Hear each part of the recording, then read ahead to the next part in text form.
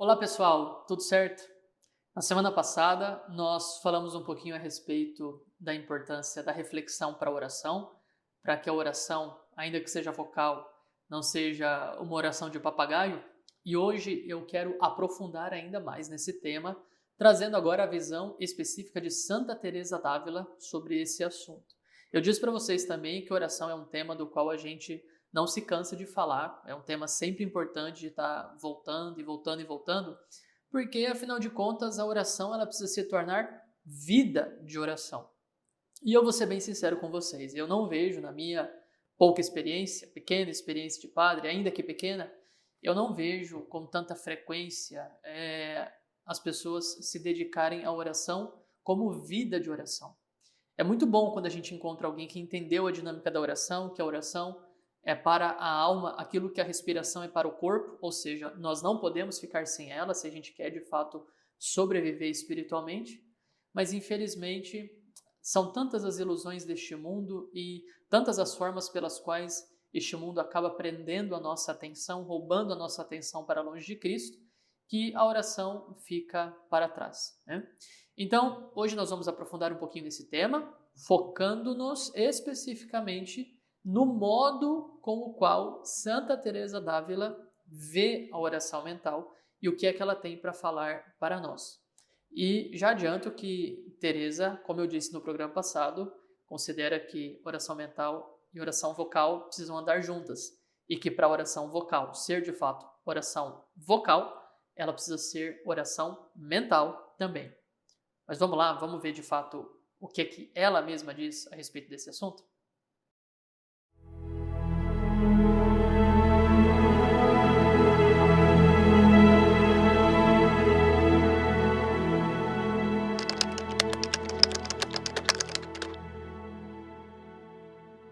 Antes disso, vamos recordar aqui uma coisa. Eu falei para vocês também que existe uma teoria dos 9 graus de oração do teólogo Antônio Rui Marim, ele era padre também, e ele desenvolveu todo esse esquema dos 9 graus de oração, se baseando particularmente no castelo interior de Santa Teresa. Vamos recordar aqui, Teresa havia sido requisitada pelo seu diretor espiritual para escrever mais uma obra a respeito da vida interior, da vida espiritual. Ela não sabia muito bem o que fazer, então ela foi lá e pediu para Deus: Senhor, me ilumina, mostra para mim o que é que eu tenho que falar, o que é que eu tenho que escrever aqui para as minhas irmãs e a pedido do padre, por obediência, o que é que eu tenho que escrever. E o Senhor foi lá e mostrou para ela a alma humana como um castelo de cristal. E neste castelo haviam 7 grupos de moradas, das quais as mais centrais, as sétimas, eram aquelas em que a pessoa se encontrava mais próxima de Deus. A alma se encontrava mais próxima de Deus. E as moradas mais exteriores, as primeiras, eram aquelas em que as pessoas se encontravam mais distantes de Deus. E quem estava do lado de fora do castelo estava longe completamente da luz da graça, perdido da graça e, portanto, em situação de pecado mortal. Então, Santa Teresa queria levar não só as suas irmãs, mas todas aquelas pessoas que entrassem em contato com ela, a desenvolver esse caminho, morada a morada, até a comunhão perfeita da alma com Deus, na 7ª morada, que antecipa o reino dos céus, que só perde para o reino dos céus. E nesse caminho, ela falou de graus distintos de oração, que o padre Antônio Rui Marim sintetizou para nós, classificou para nós, nesses 9 graus de oração. E os 9 graus de oração falam para a gente do modo como a inteligência e a vontade humana vão se unindo cada vez mais à inteligência e à vontade de Jesus. E do ponto de vista da oração, como é que a nossa atenção vai se fixando em Deus e como é que a nossa inteligência vai se relacionando com a verdade que é Deus. Num primeiro momento, a gente mais fala e manifesta aquilo que de importante, de substancial nós temos aqui no nosso coração e que a gente quer falar para Deus, os nossos movimentos interiores, a gente fala tudo isso, seja utilizando palavras físicas mesmo, materiais, seja utilizando palavras mentais, o que seria a oração vocal. Depois, um segundo passo, a gente começa a refletir a respeito dos mistérios de Cristo, revirando-os de um lado para o outro, jogando para um lado, jogando para o outro, tentando entender do ponto de vista natural, num primeiro momento, o que é cada um desses mistérios, aquilo que a inteligência humana é capaz de sondar, e depois pedindo luzes para Deus, e aí fazendo com que a meditação se torne propriamente oração, pedindo luzes para Deus para ajudar a gente a enxergar aquele mistério a partir de Deus, e assim crescendo na fé. E uma vez que essa fé surge dentro de nós, ela nos convida também ao amor e a gente vai se unindo mais a Deus. E depois a oração afetiva, que tende a se simplificar, depois a oração de simplicidade, por aí vai.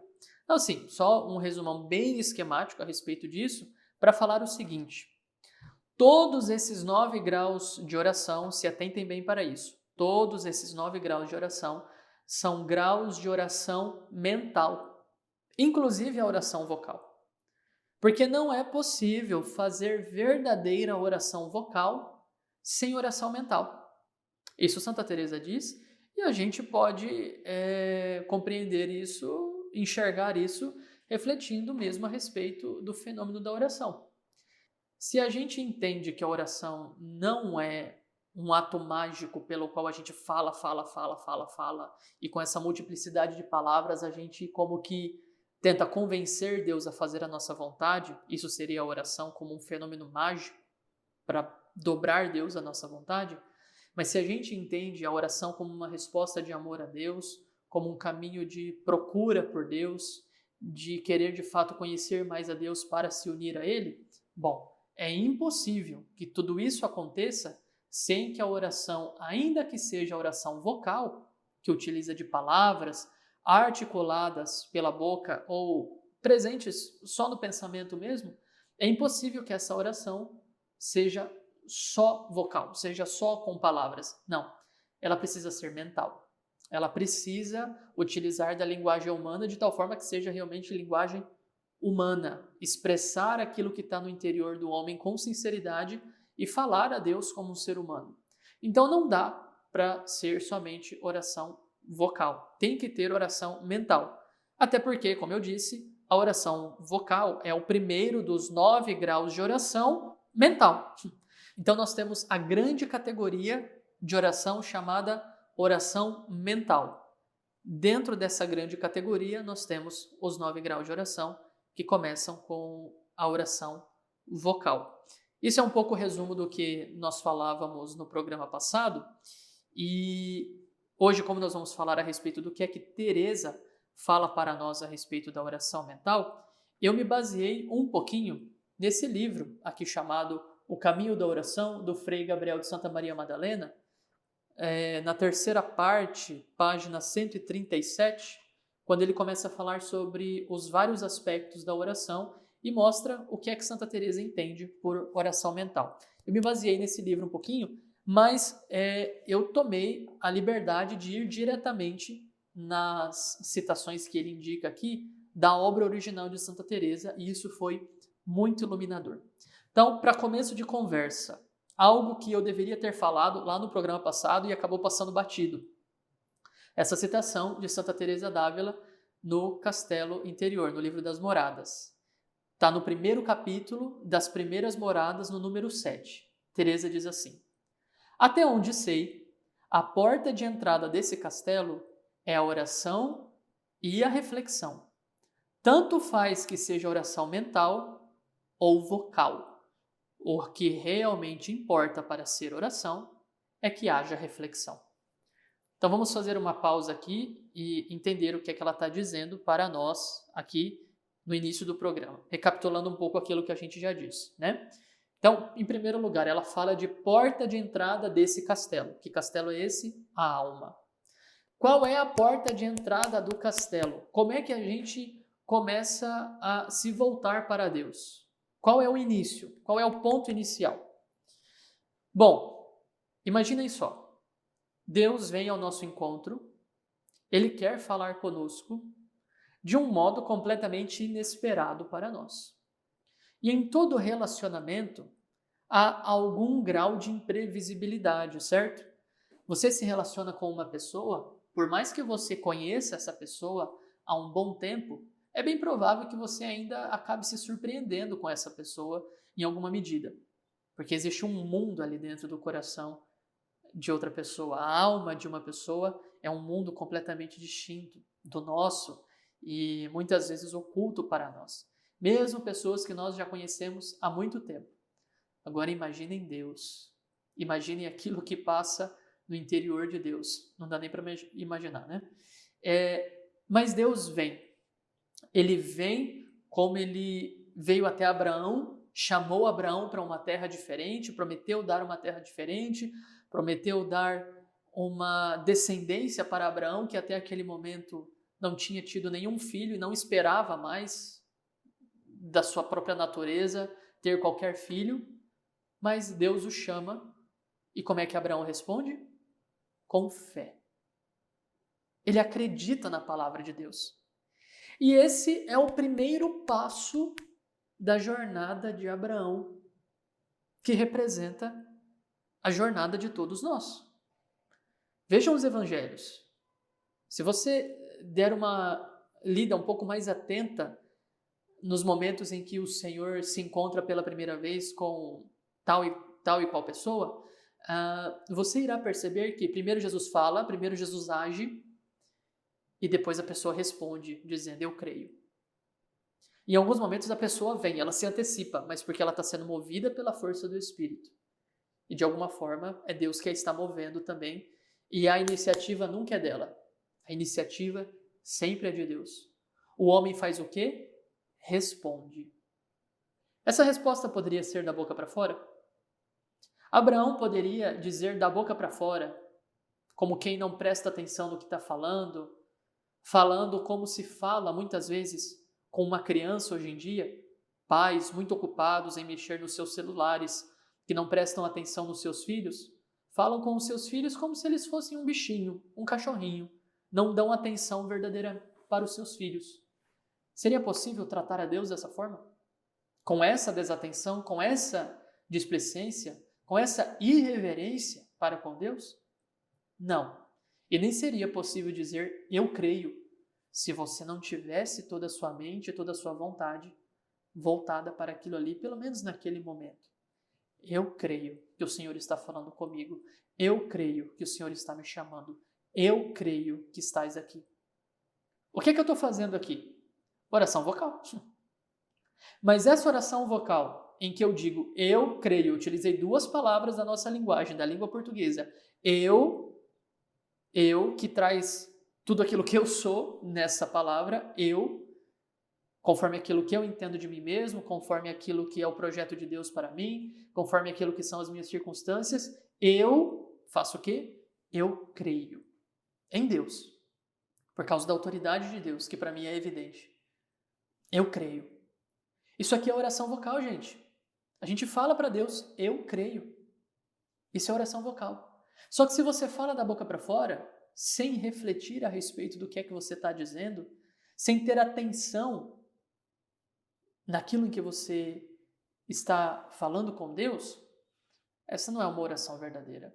Não é um eu creio de verdade. Isso foi jogado da boca para fora. Eu não consigo imaginar Abraão falando de maneira displicente com Deus, ou mesmo a mulher samaritana à beira do poço de Jacó, quando Jesus fala com ela, dá-me de beber. E ela, ainda sem saber quem era o Senhor, ela responde de maneira atenta à conversa, de maneira atenta à pessoa de nosso Senhor Jesus Cristo e a quem ela era. Ela está prestando atenção nessas três coisas: em quem é Jesus, em quem é ela e no conteúdo daquela conversa que eles estão falando, que é dar de beber a Jesus. Ela reconhece que Jesus é um homem judeu com o qual ela não poderia se relacionar, primeiro porque ela é samaritana, segundo porque ela é uma mulher impura. E por causa disso, ela não poderia dar de beber ao Senhor. Ela está atenta, ela está utilizando as suas palavras de maneira atenta. Será que a gente pode até imaginar? Será que ela não estava olhando nos olhos de Jesus? E Jesus, olhando bem profundamente para ela, dizia, dá-me de beber. Jesus, que estava prestando atenção nela muito mais do que ela mesma estava prestando atenção em si mesma, ele dizia, dá-me de beber. E ela, somente prestando atenção naquela conversa, sem conseguir perceber o que é que de fato estava acontecendo ali. Apenas disse: Senhor, eu sou uma samaritana, o Senhor é judeu, como é que eu posso dar de beber ao Senhor, sendo que eu sou samaritana e o Senhor é judeu? Como é que eu posso dar de beber para o Senhor? Mas ela está atenta. E como ela está falando com Deus, isso acaba se tornando uma oração. Oração vocal. Está utilizando as palavras e está refletindo a respeito dessas coisas. Ela manifesta logo em seguida a fé, quando Jesus começa a falar coisas para ela e ela percebe: Senhor, vejo que és um profeta, porque Jesus tinha falado que ela não tinha marido, né? E fala a respeito da circunstância dela, e aí ela passa a acreditar nele. E quando ela passa a acreditar nele, depois ela volta para a cidade dela, ela anuncia para as outras pessoas o que é que tinha acontecido. E outras pessoas começam a seguir Jesus por causa daquilo. Então vejam, o primeiro movimento daquela mulher para Deus, ali na pessoa de nosso Senhor Jesus Cristo, que ela vai descobrindo aos poucos, o primeiro desses movimentos é a fé. Ela começa uma conversa natural, como se fosse uma conversa com um homem qualquer, prestando atenção nessa conversa, mas depois aquilo se manifesta na fé. Como se manifestou na conversa de Abraão com Deus, na conversa de Moisés com Deus, de todos os outros profetas com Deus, dos apóstolos com Deus. Da nossa conversa com Deus, quando é atenta e quando a gente quer de fato falar com Deus. Esse primeiro momento do nosso relacionamento com Deus, a nossa caminhada para Deus, é a porta de entrada para o castelo, que Santa Teresa está falando aqui para nós. E vejam que essa porta de entrada, ela é a oração, que precisa ser também reflexão. Não pode estar desvinculada da reflexão. Oração que seja também reflexão. Tanto faz que seja oração mental ou oração vocal. Não faz muita diferença se você está pensando nas palavras ou você está falando as palavras. O que interessa é que haja atenção, porque eu disse, a oração vocal é um dos graus de oração daquilo que nós chamaríamos oração mental, a grande categoria de oração chamada oração mental. Um desses graus é a oração vocal. E ela é a porta de entrada para o castelo, porque a fé é o início de todas as coisas. Quando a gente reza desta forma, com fé, nós estamos dando início à nossa caminhada para Deus. Para entrar efetivamente no castelo, é necessário estar na graça de Deus, ter a graça de Deus, a graça santificante. E para isso nós temos os sacramentos, seja o sacramento do batismo, quando nós começamos a nossa jornada com Deus, seja o sacramento da confissão, quando nós perdemos essa graça que não deveríamos ter perdido por conta dos nossos pecados mortais e agora precisamos recuperar essa graça através de uma contrição bem feita que será sacramentada ali no sacramento da confissão, onde Deus nos perdoa. E aí a gente retoma a graça santificante. Mas vejam, gente, como é muito interessante isso que Santa Teresa está dizendo para nós, né? A porta de entrada desse castelo é a oração e a reflexão, que vai manifestar a fé. É o início de tudo. Tanto faz que seja oração mental ou vocal. O que realmente importa para ser oração é que haja reflexão. Se não se atenta, ela continua, se não se atenta com quem se fala, o que se pede, quem pede e a quem pede, não chamo a isso oração, ainda que os lábios se movam muito. Então é para a gente tomar o cuidado de não rezar como papagaio, como eu disse no programa passado, ou, utilizando uma outra imagem que Santa Teresa apresenta para nós também, não rezar como se fosse uma música desafinada. Você só está fazendo barulho. Você não está falando nada que tenha substância. Você não está falando nada que tenha alma. E isso é bastante perigoso para a vida espiritual, porque às vezes a pessoa pode até achar que está crescendo, que está rezando, mas é só palavreado vão, né? Bom, e aí o Frei Gabriel de Santa Maria Madalena fala para nós nesse seu livro Caminho da Oração que Santa Teresa lança mão de um duplo processo para definir o que é a oração mental, que eu já expliquei um pouquinho aqui para vocês. Primeiro, ela fala das características da oração mental e depois ela compara a oração mental com a vocal e com a contemplação, e assim mostrando que uma coisa é uma coisa, outra coisa é outra coisa, né? Então, em primeiro lugar, em relação às suas características, no livro da vida, no capítulo 8, ela diz o seguinte: a meu ver, a oração não é outra coisa senão tratar intimamente com aquele que sabemos que nos ama e estar muitas vezes conversando a sós com ele.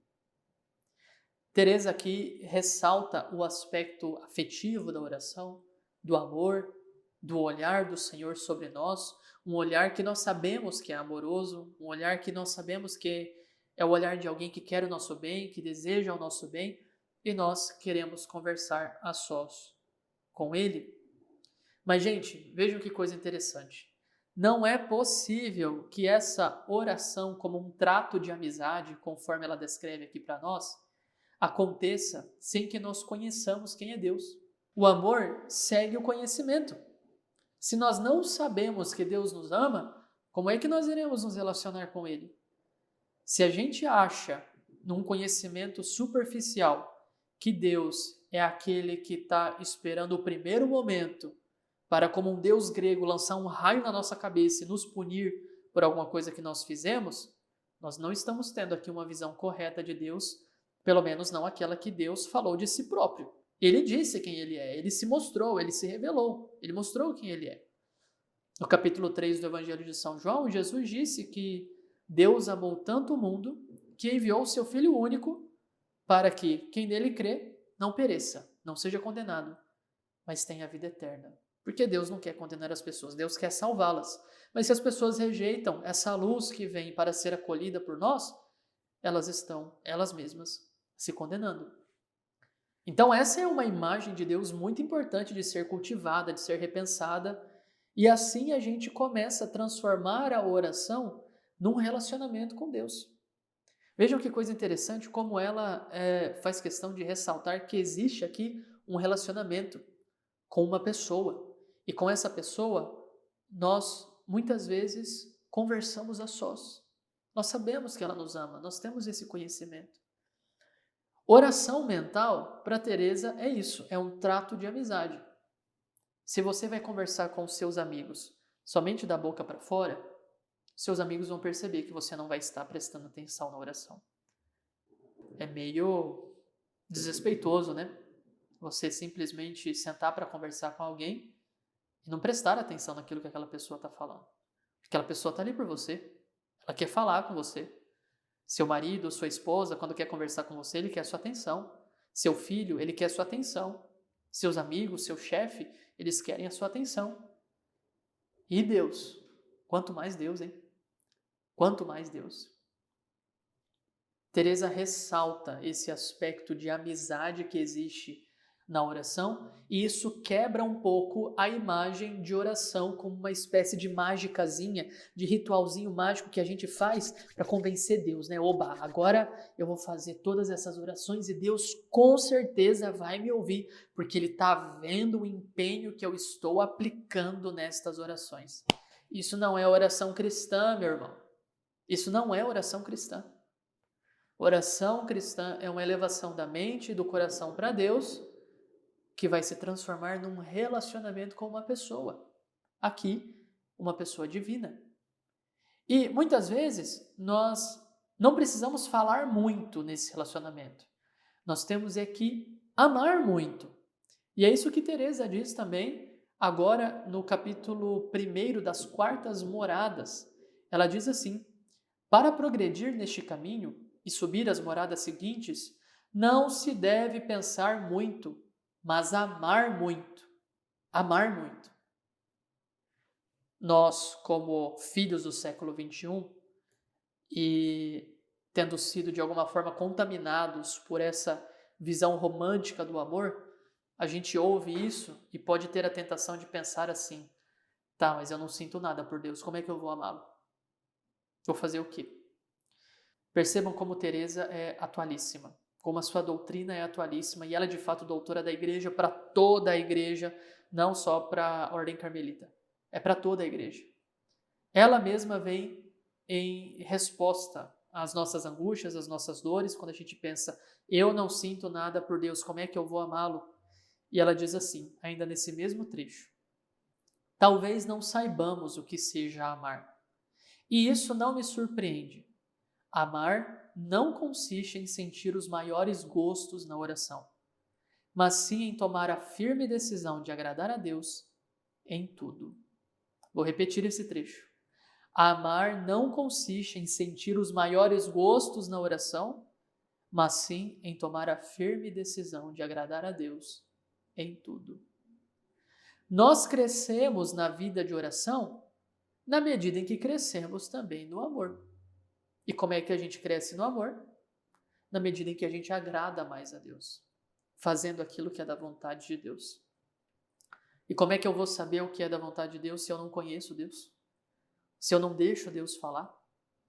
Então percebam, gente, como é completa essa visão de oração que Santa Teresa tem para nos oferecer e como, de fato, ela está falando de uma coisa muito profunda, ainda que seja para iniciante. Não é porque a gente é iniciante nesse caminho, na vida interior, que a gente tem que fazer oração de qualquer jeito, né? Não. Temos que fazer a oração de maneira atenta, séria. Não pode ser oração sem reflexão. Sem isso a gente não entra no castelo. Sem isso a gente não vive aquele caminho de oração. A gente não cresce na caridade e pode ser que a gente não se salve. Porque, como disse Santo Afonso, quem reza se salva, quem não reza se condena. E Teresa, ressaltando o aspecto relacional da oração, nos mostra que existe alguém do outro lado, que quer falar conosco e quer nos chamar. Se nós não tivermos consciência desse alguém, a nossa oração vai ser vazia. E aí, a oração vocal nem poderá ser chamada oração. É somente um bando de palavras que a gente está soltando sem uma intenção verdadeira de agradar a Deus, de alcançar a Deus, de conhecer a Deus. Talvez, no máximo, para tentar manipular a Deus a fazer a nossa vontade. Aí não dá, né? Mas quem é esse Deus? Quem é esse Deus que nos fala do outro lado nesse relacionamento de oração?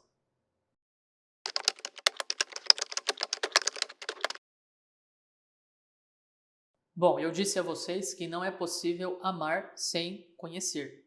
Você não se casou com o seu marido, você que é casada, você não se casou com a sua esposa, você que é casado, sem conhecer essa pessoa com quem você se casou. E na medida em que o tempo passa, quanto mais você conhece, mais oportunidade tem para poder amar. Tá amando? Aí a pergunta já é outra, né? E a situação é um pouco distinta aqui, mas tá tendo oportunidade de amar. Se tá amando de fato ou não, aí já são outros 500. Isso fica como tema para outro programa sobre casamento, matrimônio, crise de família e por aí vai, porque, gente, aqui tem assunto para falar, hein? Mas vamos voltar sobre oração. Parece que foi uma digressão que nós fizemos aqui, mas não foi não. Eu estou sendo bem filho de Santa Teresa, sabe? Ela faz umas digressões assim no meio das obras dela e essas digressões, no fim das contas, têm tudo a ver com aquilo que ela está falando. E por que eu estou dizendo isso? Porque Santa Teresa, no capítulo 22 do Caminho de Perfeição, ela fala o que é oração mental, como que defendendo a oração mental daquelas pessoas que dizem que só a oração vocal é suficiente. Parece que tinha gente na época dela dizendo que só a oração vocal era suficiente e ela está tentando defender a necessidade da oração mental. E olha a analogia que ela utiliza para explicar a necessidade da oração mental. É justamente a analogia de uma mulher que vai se casar com uma pessoa e que precisa conhecê-lo. Se ela não conhece essa pessoa, ela não saberá com quem ela está casando e esse casamento poderá ser muito, muito mal. Muito ruim. E se você não conhece, você não ama, né? São palavras dela aqui agora, no capítulo 22, número 7, do Caminho de Perfeição, livro Caminho de Perfeição. Ela diz assim, aqui na Terra, quando alguém se casa, primeiro sabe com quem, vejam a analogia, né? Sabe com quem é a pessoa e o que tem.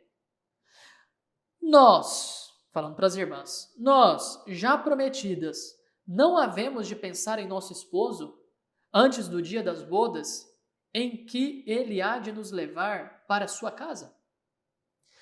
Ou seja, se aqui na terra as mulheres pensam nos seus maridos e elas conseguem refletir a respeito de quem eles são antes de tomarem um compromisso com ele, por que nós não iríamos fazer o mesmo com esse nosso esposo que nos chama ao matrimônio espiritual, que é Jesus?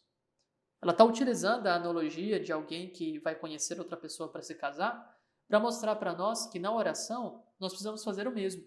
E esse é um aspecto da oração mental. Não interessa que seja utilizada, que seja expressa por palavras ou por pensamento. O que interessa é que você esteja ali atento, e atento em quê? Atento a quem você está falando, atento em quem está falando, em você mesmo, e atento na mensagem que está acontecendo entre o interlocutor e você.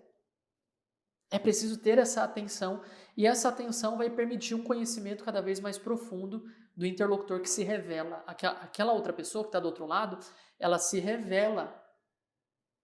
E nós temos o testemunho dessa revelação na Sagrada Escritura, na tradição da igreja, no magistério da igreja, na vida dos santos e por aí vai. Nós temos esse conteúdo da revelação de Deus em todos esses lugares e nós precisamos buscar esse conteúdo, obviamente, né? Nós precisamos conhecer a Deus através dessas coisas e o Espírito dentro de nós vai nos ajudando a enxergar quem é esse Deus que nos chama a essa vida de felicidade, profunda felicidade, que no seu cume se assemelhará à união esponsal, como o Senhor mesmo nos fala lá no Apocalipse.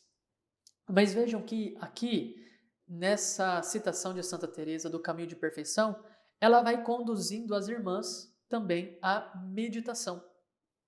Porque ela quer que as irmãs comecem a pensar a respeito de várias coisas relacionadas a esse esposo que vai se relacionar com elas na oração. Continuando a citação, ela diz o seguinte: se aqui não se impedem estes pensamentos as que estão prometidas aos homens, por que nos haveriam de impedir de procurar entender quem é esse homem, quem é seu pai, que terra é essa para onde há de nos levar e que bens nos promete dar? Qual a sua condição? Como podemos melhor contentá-lo? Como podemos agradá-lo? E que faremos para compatibilizar o nosso gênio com o dele? Olha, a Teresa coloca 8 pontos aqui de reflexão para as irmãs. Ela vai encaminhando as irmãs para meditação. E é natural que seja assim no caminho da oração. Você começa com a oração vocal, mas como a oração vocal ela não pode ser verdadeira oração vocal sem que haja reflexão, você precisa estar atento, colocando a sua mente de maneira atenta naquelas coisas. Logo, logo, essa oração vocal vai se tornando cada vez mais uma oração de meditação, que é o segundo grau das orações mentais, né? Da oração mental. O segundo grau da oração mental é a meditação. O primeiro é a oração vocal, depois a meditação. Porque na meditação, nós não simplesmente utilizamos a linguagem para expressar a Deus o que é que está dentro de nós, o que é que nós queremos, o que é que nós vamos pedir a Ele. Na meditação, nós estamos utilizando a linguagem para girar ao redor de um objeto, para tentar compreendê-lo sob diversos ângulos. Quando nós olhamos para uma coisa, o primeiro olhar não nos permite conhecer aquela coisa em profundidade. O que é que a gente tem que fazer? Revirar aquela coisa, deixar que aquela coisa vá se revelando para nós com o tempo. E o processo ativo de buscar conhecer aquelas coisas mentalmente, utilizando da linguagem para isso também, se chama meditação. Como meditação espiritual, essa meditação ela nos coloca mais próximo de Deus, que vai revelando mais da sua face, de quem Ele é para nós. Assim nós vamos crescendo na fé e crescendo no desejo de nos unirmos mais a Ele, e, portanto, a caridade começa a crescer aqui dentro de nós também. Uma caridade que se manifesta, repito, e repetirei exaustivamente, porque eu também preciso entender isso. Padre Henrique, entenda de uma vez, caridade não é sentir gosto na oração. Caridade é agradar a esse Deus que nos ama. é fazer a sua vontade, que é perfeita, boníssima e que não pode errar.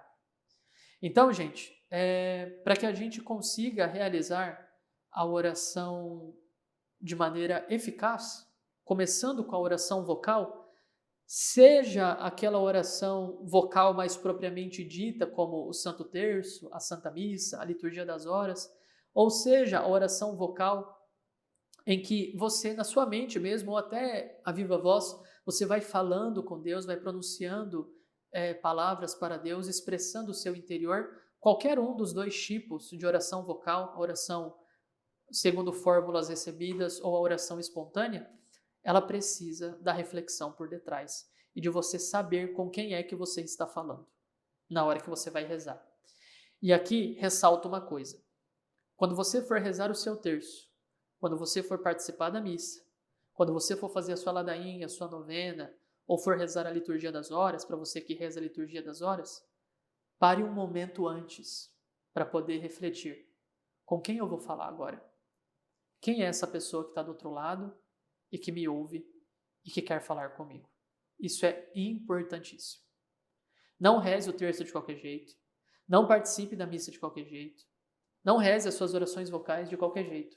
E se a oração espontaneamente começar a fluir para uma conversa com Deus, fique naquilo. Deixa para terminar o terço depois. Preste atenção naquilo ali. A missa não dá para deixar para depois, é claro, né? Mas vai voltando a sua atenção para o centro daquele mistério. Eu sei que para quem tem muitos filhos, pai e mãe de muitos filhos, isso é um pouco difícil, né?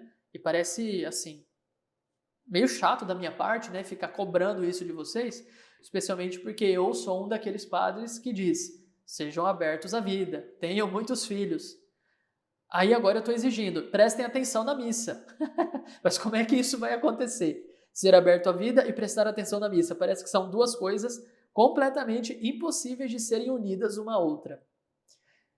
Nesse caso, você leve a sua família à missa no domingo para cumprir o preceito e no meio da semana, por que não tirar um momento para ir sozinho na Santa Missa? Uma missa ferial, mais curtinha, sem cantos, mais centrada realmente no mistério e no rito da Eucaristia, no rito eucarístico. Seria muito bom, seria muito, muito bom, muito benéfico, muito frutuoso. E eu recomendo a vocês que têm muitos filhos, se for possível fazer isso, né? Porque é claro, nem sempre é possível, mas deixar as crianças com alguém, ou levar só uma ou duas, enquanto uma está na escola, não sei, para poder se concentrar na Santa Missa, para poder prestar atenção naquele mistério, começando por isso, né? Começando por esse primeiro passo aqui, quem é o Senhor a quem eu me dirijo nesse momento? E eu vou me dirigir de qualquer forma? E eu vou me colocar diante dele de qualquer maneira? Acho que não, né? Acho que não dá, não.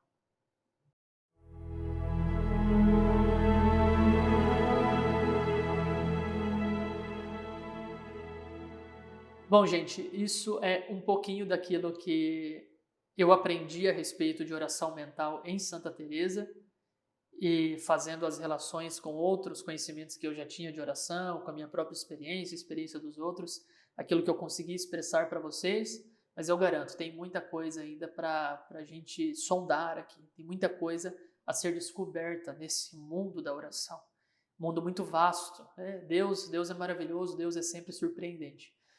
Então, se atenha a isso, fique atento a essas questões da oração vocal unida à oração mental, uma coisa não pode estar separada da outra, para que a sua oração de fato dê frutos. E não se esqueça, oração não é mágica, oração não é manipulação da vontade de Deus. Ao contrário, oração é a expressão de um coração que quer responder a Deus que chama e que nos chama para nos fazer felizes. E a gente se coloca diante dele e diz: sim, Senhor, eu creio que o Senhor quer me fazer feliz, eis-me aqui. Vou prestar atenção na tua palavra e vou colocá-la em prática. Para isso que serve a oração. É nesse caminho que a oração quer nos conduzir. Tá certo? Espero que tenha sido frutuoso para vocês o conteúdo desse programa e, se Deus quiser, a gente volta a se encontrar na semana que vem, aqui no programa Aparente Escuridão, às quartas-feiras. Deus abençoe e até mais. Tchau, tchau.